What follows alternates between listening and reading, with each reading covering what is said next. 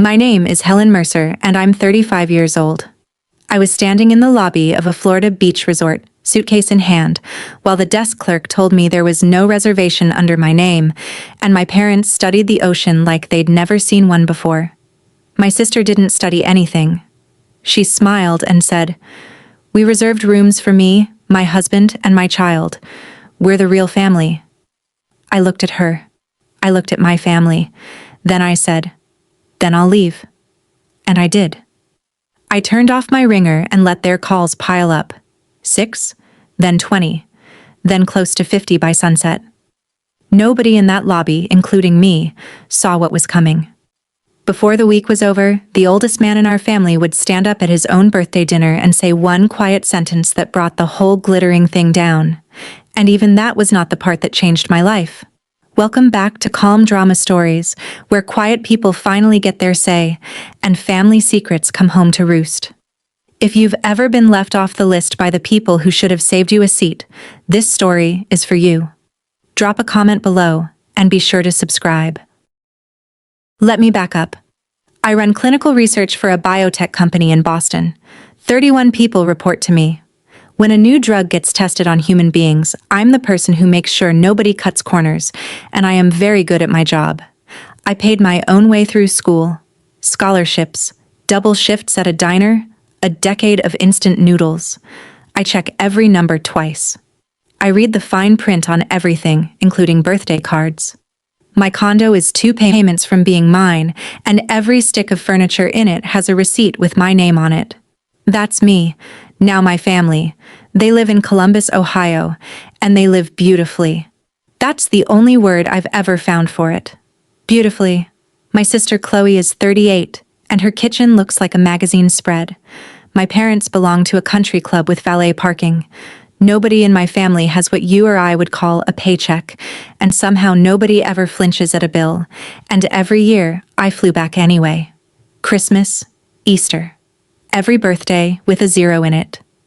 My assistant used to ask why I kept going, and the honest answer lives in a hospital room 10 years back, with my grandmother Ruth holding my hand while the machines hummed, making me promise her something I've never repeated out loud. I'll get to that, I promise. For now, here's what you need to know about me.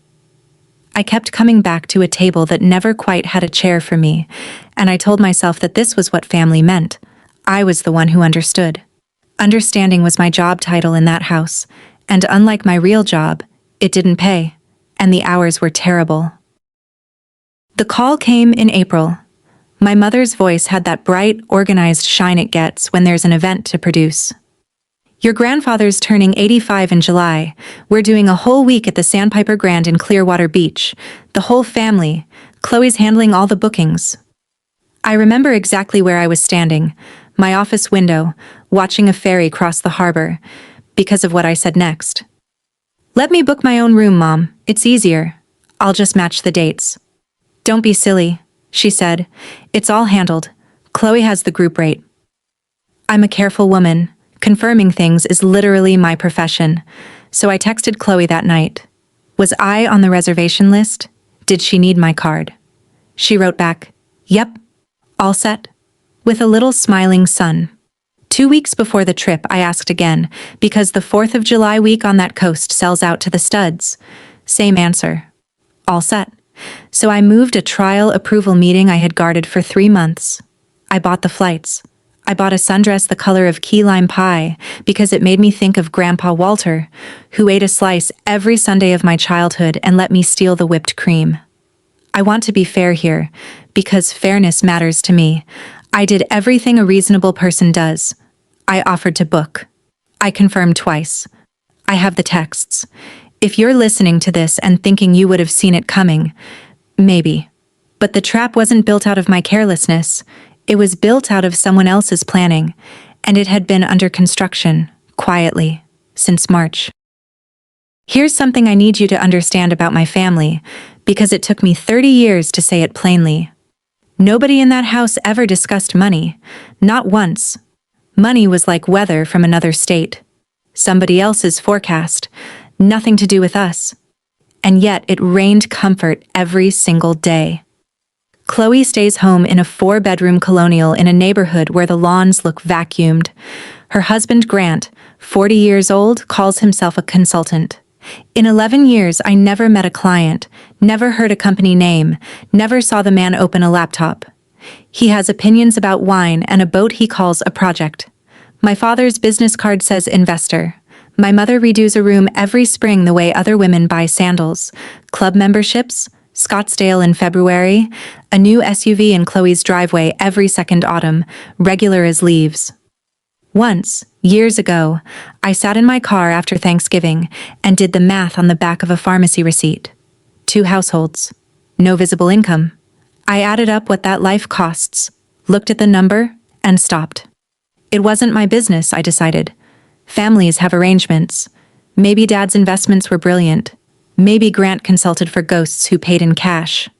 I crumpled the receipt and drove back to my hotel, and I remember feeling relieved to drop it, the way you feel when you close a file that isn't yours. Keep that receipt in mind. Keep the question in mind, the one I trained myself not to ask. Who pays for all of this? Because the answer was sitting in a small house in Bel Air, Florida, 20 minutes from that big pink resort, drinking black coffee and missing his wife. And in July, the answer turned 85. I flew down on the Tuesday before the 4th. Boston to Tampa, 3 hours of a toddler kicking my seat. And I didn't care, because I was going to see my grandfather. The Sandpiper Grand rises off Clearwater Beach like a wedding cake somebody ordered in 1988. Pink stucco, palm trees in rows, a fountain in the lobby you can hear from the valet stand. I rolled my suitcase through those doors at 2 in the afternoon, sundress on, actually humming. I spotted my family before they spotted me. They were arranged around the pool bar in new hats and old confidence, tanned. It was day 1 of the trip. Except it wasn't. I'd learn. They had all flown down Monday, a full day earlier, and nobody had thought to mention the schedule change to me. My nephew radar went off first, except it's a niece, Lily, 6 years old, the only Ashford who runs toward me instead of glancing up. She hit my knees like a linebacker. "Aunt Helen, we saw a dolphin and Daddy said a word." For 1 second, holding that sweaty little girl in the Florida light, I thought, this is why you come. Then I walked to the front desk to check in before joining them, because I wanted to hang up the dress and put on sunscreen like a responsible adult. The clerk was young and kind. She typed. She frowned. She typed again. Slower, the way people type when they're hoping the computer will change its mind. Then she looked up at me with the first honest face I'd seen since the airport and said, "I'm so sorry, ma'am. I don't see a reservation under that name." I did what careful people do. I spelled it. Mercer, Helen. I gave her my ID. I suggested she check under my father's name, Frank Mercer, then under Ashford, the group block. She found the block right away. 4 rooms. My parents, Chloe and Grant. A room for Lily with a connecting door. A 4th room listed under the group for late checkout. Being used, I'd find out, to store beach gear and a stroller. There was no 5th room. There had never been a 5th room. Could I just book something? I asked, already reaching for my wallet, still assuming this was a clerical thing, a dropped keystroke, fixable with a credit card like most of life's problems. She winced. "We're fully committed through the holiday, ma'am. I'm so sorry. There's a wait list." Behind me, I heard my family arriving in the lobby, Lily's flip-flops slapping the marble. I turned around with my ID still in my hand. And here is the detail I will carry to my grave. Nobody asked what was wrong. Think about that. You see your daughter, your sister, standing at a front desk with her suitcase while a clerk apologizes to her, and you don't ask what's wrong? You don't ask because you already know. Surprise has a sound. I've heard it in conference rooms when data goes sideways. That lobby had none of it. My father found something fascinating on his phone. My mother adjusted Lily's hat with tremendous focus. Grant studied the ice in his drink like it owed him money. The only person who looked directly at me was Chloe. And Chloe was smiling, the way you smile when a plan comes together. She crossed the lobby unhurried, sunglasses pushed up in her blow-dried hair, holding a drink with a paper umbrella in it. My big sister. 38 years old, and she had been waiting for this moment the way I wait for trial results. "Oh no," she said, in a voice made entirely of frosting. "Was there a mix-up?" "There's no room for me, Chloe." She sipped. And then she said it, each word placed like a fork at a table set for company. "Well, we reserved rooms for me, my husband, and my child. We're the real family." The fountain kept trickling. Somewhere a bellhop wheeled a cart of someone else's luggage, someone whose family had counted them. I looked at my mother. "Chloe, honey," Mom said, and I watched the sentence die right there in her mouth. That was the whole rescue. Half a name, and a trailing off. My father never looked up from his phone, and his silence was the loudest thing in that lobby. I've spent my career watching how people behave when a result is bad. There's a moment where everyone decides what they are.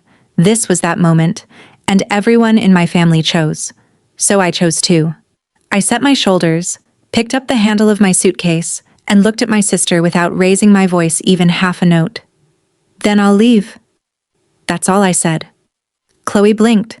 She'd rehearsed for tears, or begging, or a scene she could tell later at brunch, and I'd handed her nothing to perform against.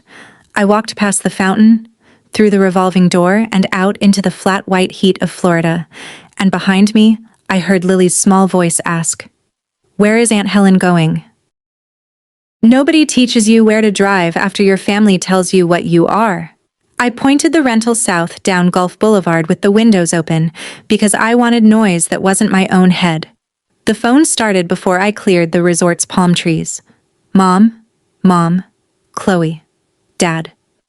Dad, who hasn't dialed me unprompted since the Obama administration. Mom again. By the first red light there were 6 missed calls. By the bridge at Indian Rocks Beach, 17.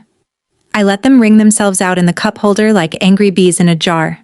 Around 5 o'clock I passed a motel from another century.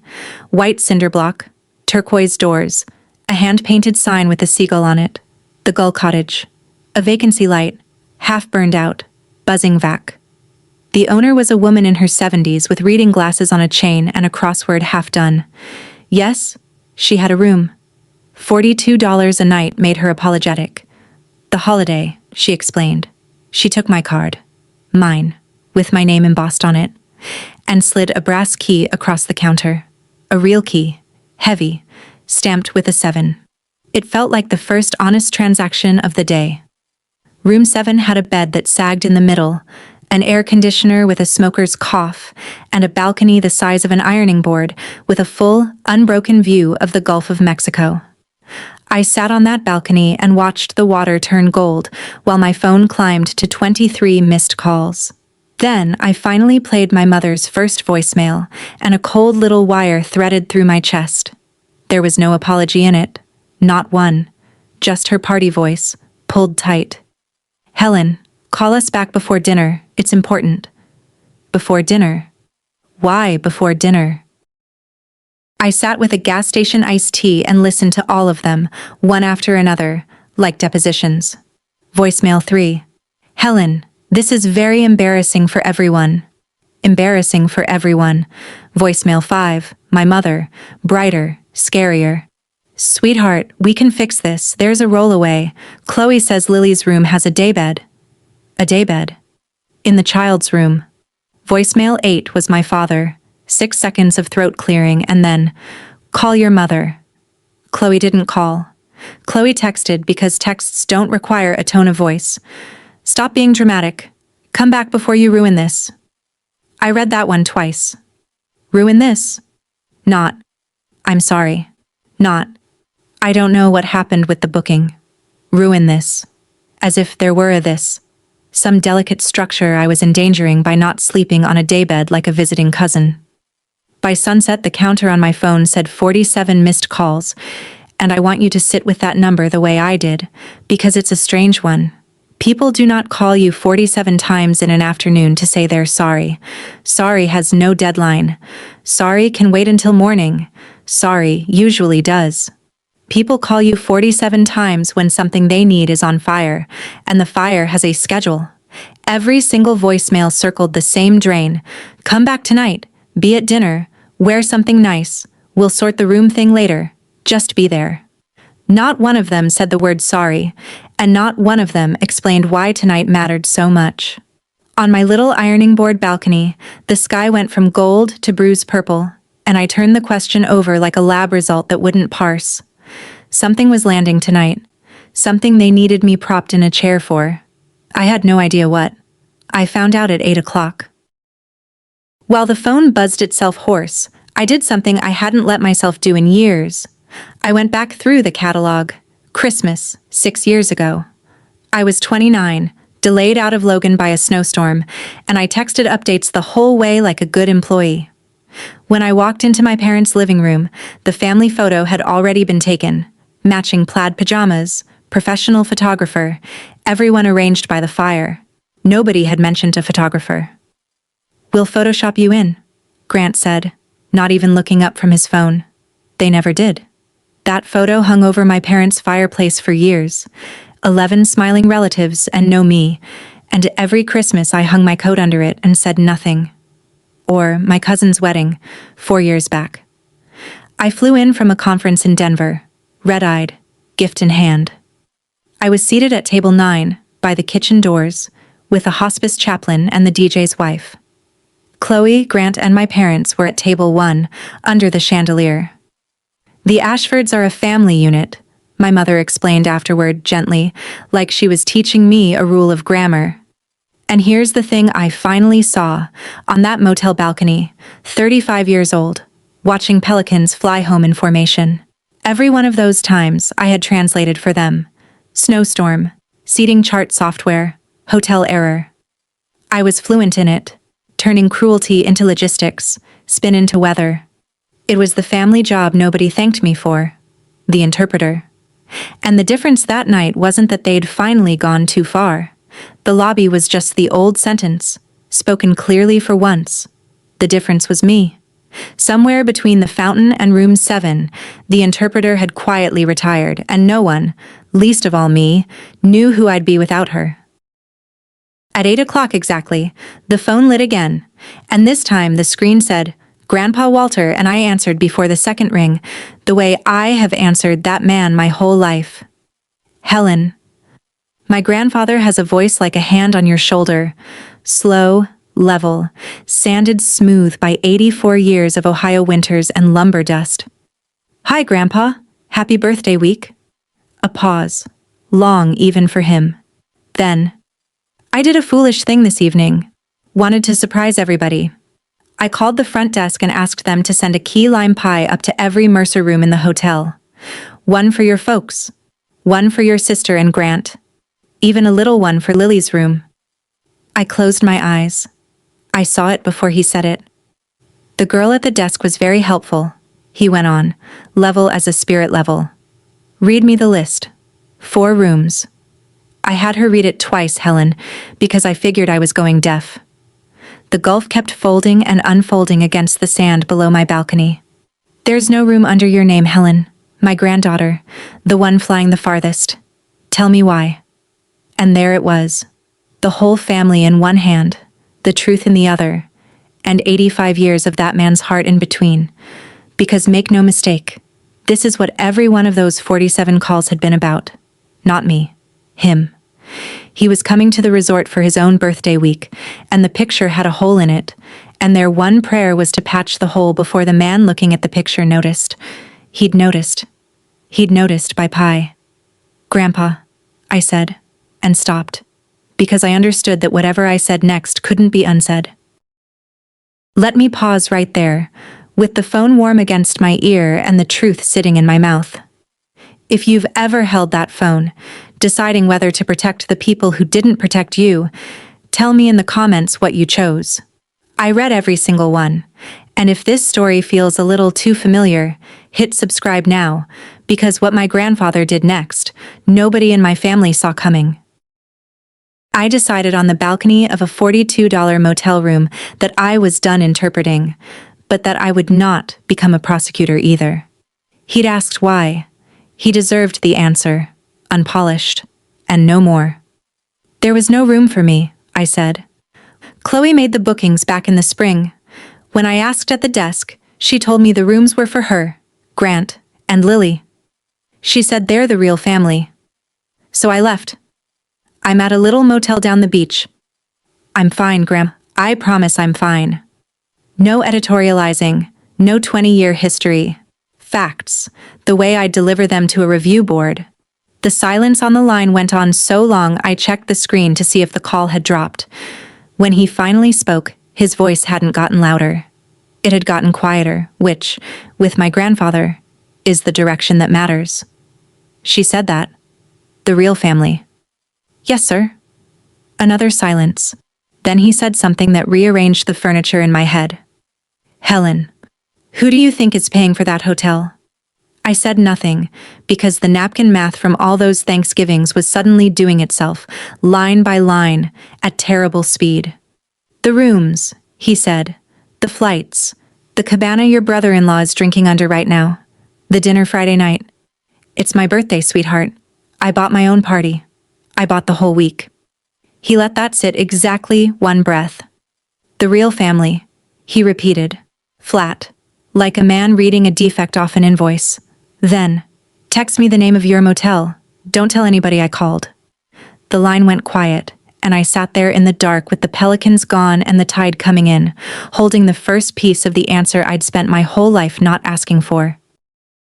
At 9 o'clock, headlights swung across the Gull Cottage parking lot, and a 2009 Buick the color of wet sand rolled to a stop under the Seagull sign.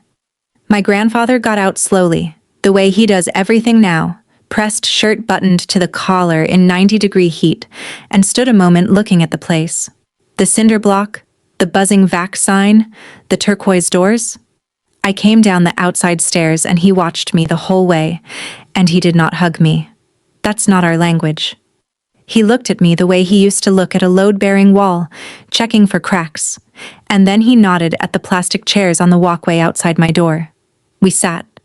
For a while he said nothing, and the Gulf did the talking. Then, "Don't polish it for me, I've had a belly full of polish. Tell me straight." So I told him straight. The April phone call. All set. With the smiling sun. The meeting I moved. The desk clerk typing slower and slower. 4 rooms and a stroller closet. The frosting voice. The real family. My own short goodbye and the revolving door. I kept my voice level the whole way through, and he listened the way he reads contracts. No nodding. No wincing. All of it going somewhere permanent behind his eyes. When I finished, his jaw worked once. Twice. Like he was chewing something with a bone in it. The AC unit in room 6 rattled on. Somewhere down the beach, early fireworks crackled and quit. And then my grandfather asked me one question, and it wasn't about the room. "How long?" he said, still looking at the water. "Has it been like this?" And God help me. I didn't say a word. And that was the loudest answer I've ever given anyone. He sat with my silence for a long time, 84 years old, hands folded, watching the last light come off the water, and I would have paid any amount of money to not know what he was feeling, because whatever it was, I'd caused it by telling the truth, and the interpreter in me kept twitching toward her old desk. He stood at last, joints announcing themselves, and asked to see the room. Humor, an old builder. So I showed him room 7.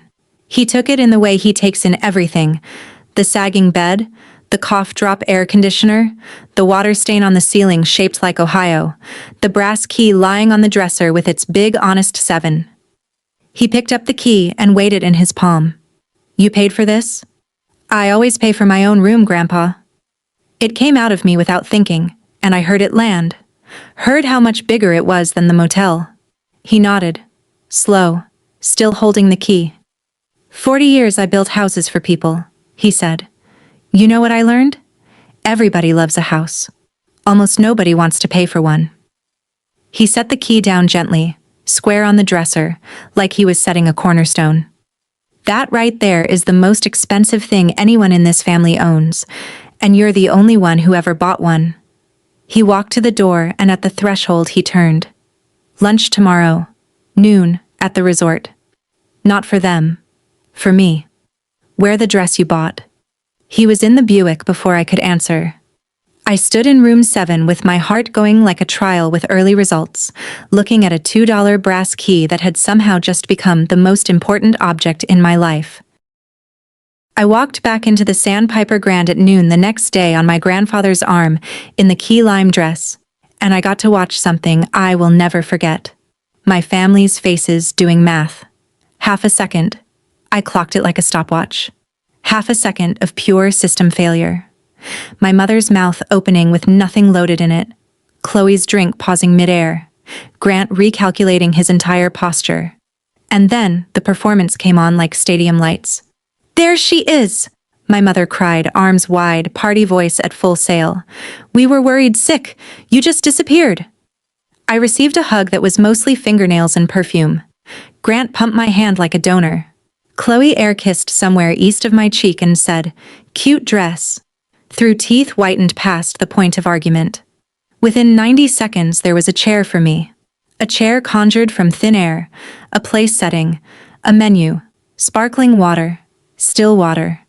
Would I like the grouper? The grouper is wonderful. Nobody mentioned the room, nobody mentioned the lobby, or the calls, or the word that had been hanging over my name since yesterday afternoon. The table talk was sunscreen and dolphins. Lily showed me a shell, and I sat there in the middle of the warmth like a scientist who has finally isolated the variable. So this is what it looks like when they need me visible. I didn't perform back, and I didn't sulk. I answered pleasantly and watched, the way I watch data, and one seat over, my grandfather was doing the exact same thing over his iced tea, quiet as an audit. 2 auditors at one table. Only one of them knew the other was already deep into the books, and neither of them was me. If you've never watched a quiet man take a family apart with polite questions, I hope you never earn the occasion. It started over key lime pie, mid-dessert, casual as sunscreen. "Shame about the rooms," Grandpa said to no one in particular. "Big group like this. Chloe, you booked back in March, didn't you?" A beat. "The hotel must have dropped Helen's," Chloe said, smooth as her frosting voice, sunglasses on her hair even indoors. "It's been a nightmare, honestly. Holiday week." Said my grandfather, and let the lie stand there in the sun where everyone could see it. Then, mild as milk. "Grant, how's the consulting? Still busy?"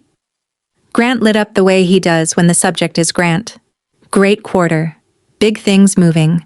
A client in. Small pause. Logistics. "Which firm is that?" Grandpa asked, friendly, and I watched a 40-year-old man discover he had not prepared a name. The sentence died somewhere over the dessert cart. "Confidentiality," Grant finally said, tapping his nose, and my grandfather said, again, and I realized I was watching a man check load-bearing walls, one knock at a time, listening for hollow. "Dad got a knock too." "Club's treating you well, Frank? Dues went up again, I hear." And my father, who has never once discussed a bill in my presence, said dues were dues, and laughed a laugh with nothing inside it.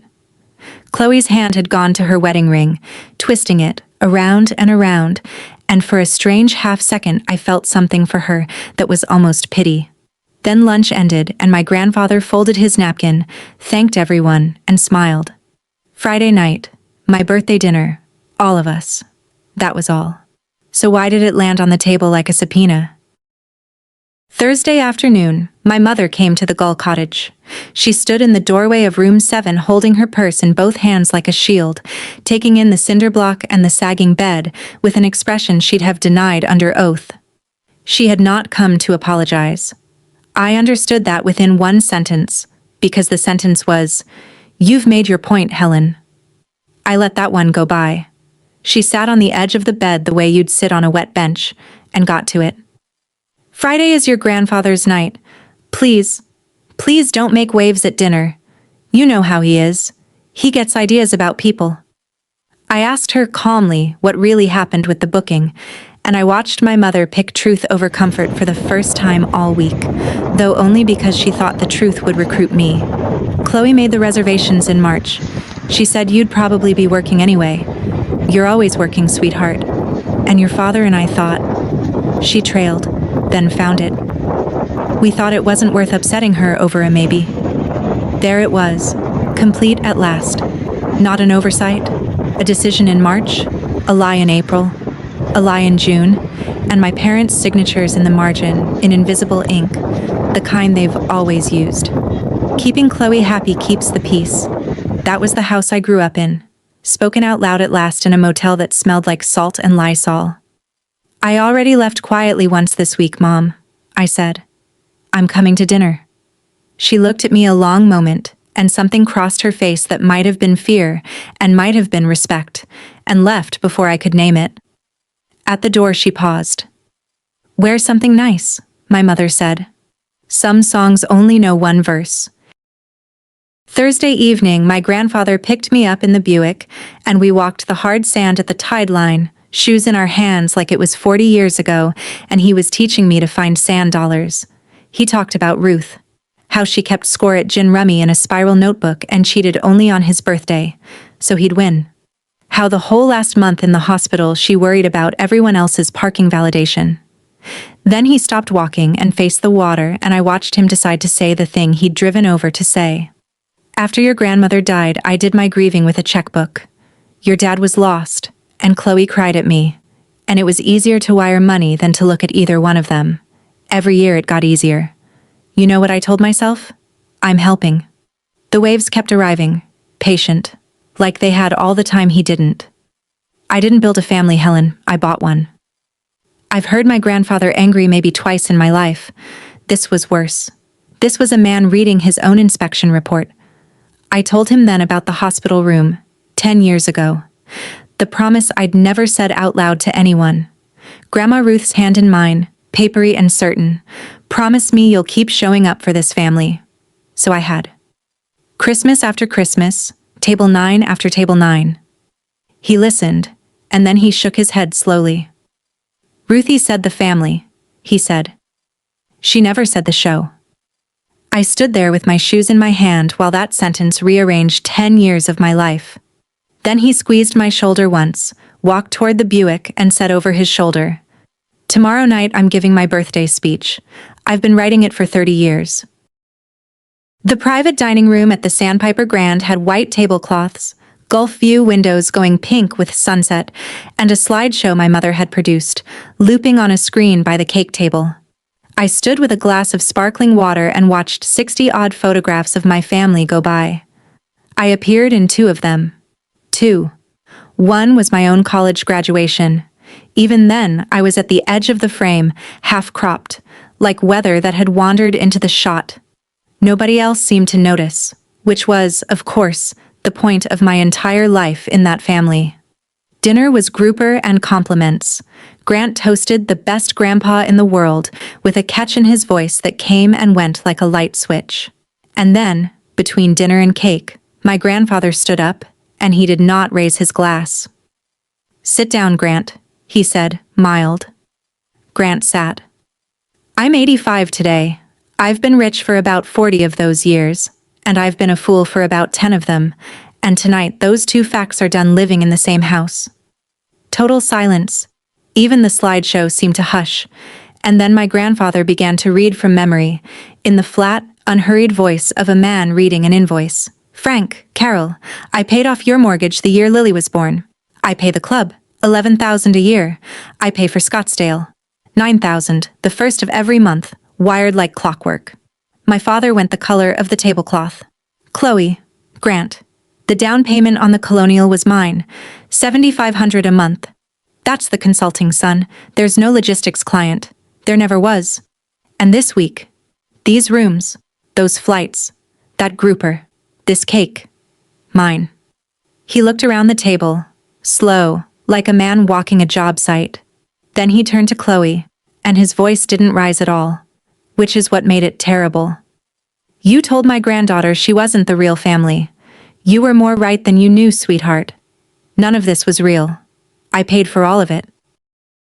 Nobody moved.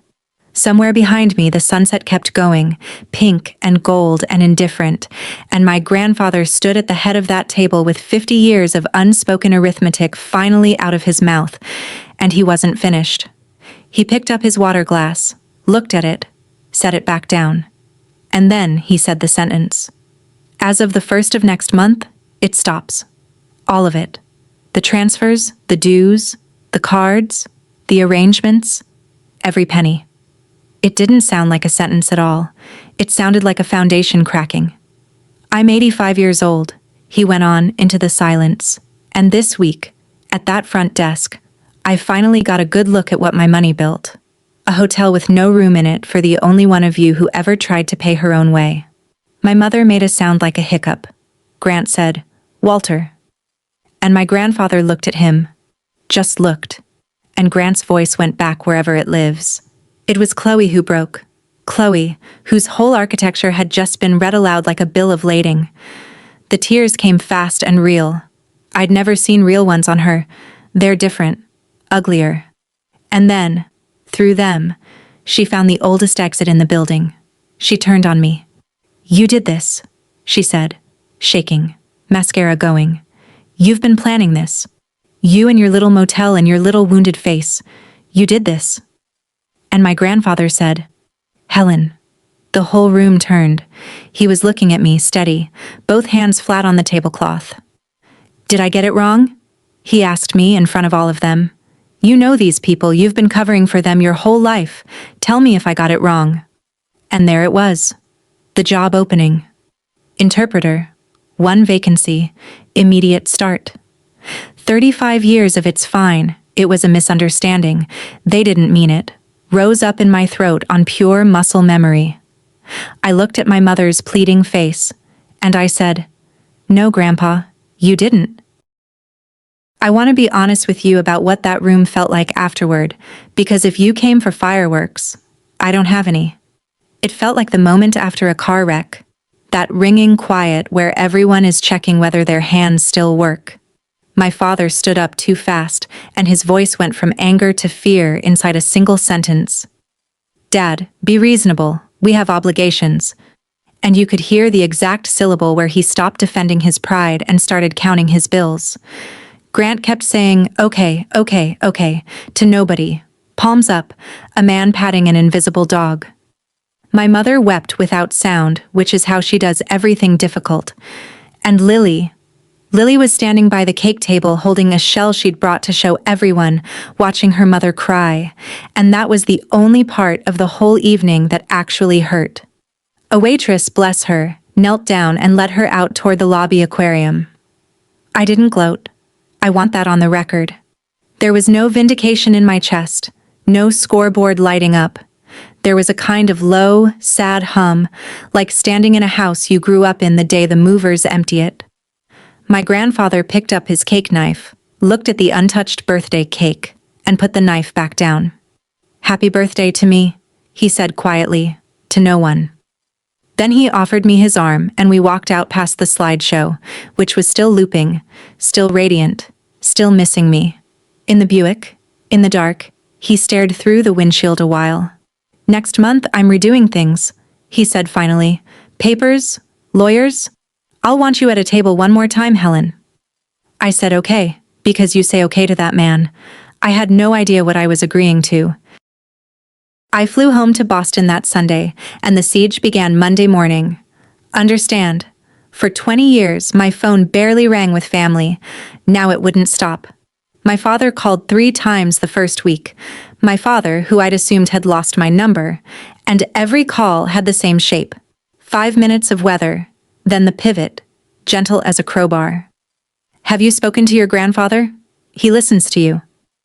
My Aunt Peg, recruited off the bench, left rambling voicemails about how family is family is family, a sentence that gets less true every time it's repeated. My mother switched to care packages of guilt, photos of Lily at swim class with captions like, "She misses her aunt." Not one message in 3 weeks of this asked how I was. Not one asked what it had been like at that front desk or in room 7, or in that dining room with everyone's eyes on me. Every arrow, however it was feathered, flew the same direction, Talk to Walter. Soften Walter. Fix it. Helen. It was the interpreter job again. Same desk, better title, and this time the client list was desperate. Meanwhile, the collapse went on schedule, in little bulletins I didn't ask for. The club card, declined at lunch in front of Dad's golf group. Peg told me that one as a tragedy. I heard it as physics. The Colonial quietly listed with a realtor who specialized in transitions. A leased SUV, returned. And late one night, alone in my paid-for kitchen, I finally cried. Not for the money, and not for them, exactly. I cried for the family I'd spent 35 years believing was one more good deed away. That family, it turned out, had never existed. I was grieving someone who'd never been born. Quick question, from my kitchen table in Boston to yours. If the people who left you off the list suddenly needed you back on it, would you pick up the phone? Tell me in the comments. I genuinely want to know. Because what my grandfather asked me to do next was heavier than anything my sister ever said in that lobby. Stay with me. And if you haven't subscribed yet, now would be the time. 3 weeks and 2 days after the birthday dinner, my sister appeared in the lobby of my office building in Boston. I almost walked past her. Chloe without the finish on her is a different person. Hair in a plain elastic, a wrinkled rain jacket, eyes with actual weather in them. She'd flown up on a basic economy fare to see me. That alone told me the world had ended. We sat on a bench by the elevators, and for the first time in perhaps 20 years, my sister said true things to me. The house was on the market. Grant was updating his resume, a phrase she said like a foreign vocabulary word she'd just learned. Lily's school had a payment plan now, and then she looked at her hands and said the truest thing I've ever heard from her. I haven't paid for a single thing since I was 22, Helen. Not a phone bill. I don't... Her voice cracked into something real. I don't know how to do what you do. And for 1 second I saw her at 16, braiding my hair before school because Mom was busy with the caterers, and something in my chest went soft toward my sister for the first time since that lobby. 1 second. Then she reached over, took my hand like a business partner and pitched me. Talk to Grandpa. Get him to turn it back on. He'll do it for you. And I swear, Helen, things change. You'll be included. Holidays, the pictures, all of it. You'll be family. I'll make sure. I sat with that offer in the elevator light. Then I said quietly, Chloe, you just offered to sell me the one thing that was supposed to be free. She left without looking back. My phone buzzed before she'd cleared the revolving door. Grandpa Walter. Come down Saturday, my grandfather said. No preamble. He was born before preamble. Bring nothing. My lawyer's drawn up papers, and I want you across the table from me when I sign them. I asked what kind of papers. The permanent kind, he said, and hung up, because he was also born before goodbyes. So Saturday morning, I flew Boston to Tampa for the second time that summer, and I did what I do on planes, which is inventory. Somewhere over the Carolinas, I laid my life out like a dataset. One condo, nearly paid for. One career, built brick by brick with nobody's ladder. One family, currently in controlled demolition. One grandfather, 85, in possession of a fortune, a guilty conscience, and my motel address. I knew an offer was coming. You don't summon a person you saw 3 weeks ago across 4 states to watch you sign paper unless the paper concerns them. I run approvals for a living. I know what a signature ceremony smells like. What I could not model, no matter how I ran it, was the shape of the offer. And that uncertainty did something to me I didn't enjoy admitting. It hoped. Some ancient, unkillable version of me, the girl under the fireplace photo she wasn't in, sat there at 30,000 feet hoping to finally be chosen, and the grown woman in the seat watched her hope and worried about her. Because I had learned some things that summer about what being chosen costs in my family, and who ends up holding the invoice. The plane came down over the Gulf, green gold and patient. My grandfather was at the curb in the Buick, engine running, window down.